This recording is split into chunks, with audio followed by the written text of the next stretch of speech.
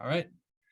This is a recorded demonstration of my convolutional neural network working to classify facial images based on their expressions into the categories of angry, happy, or other. So at the top here, you can see all the packages that I needed or things I needed. I primarily used TensorFlow and Keras, and then a couple of other things to sort of process the data or run some stuff for testing. So I start by loading in the training data directly from my desktop, or I mean my laptop, and then set the image size, input shape, and the batch.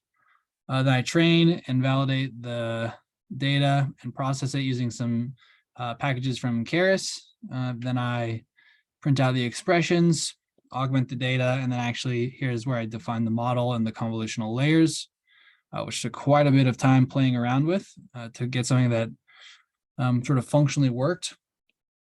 You can see I mostly used ReLU activation functions and then ended with a softmax activation and then applied a little bit of L2 kernel regularization.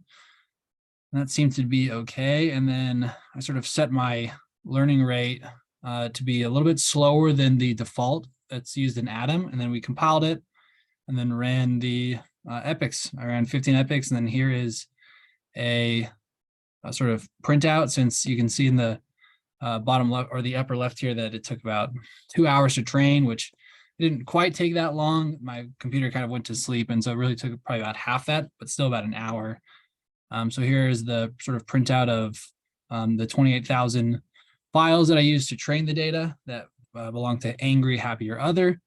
And then here's the sort of printout of the loss over time and the accuracy, as well as the validation loss and the validation accuracy. And you can see it improved pretty significantly, other than this last sort of validation loss where I think maybe the model was starting to overfit the data a little bit, which I think is what explains why the accuracy is around 80%, but the accuracy of the testing data was about 60%.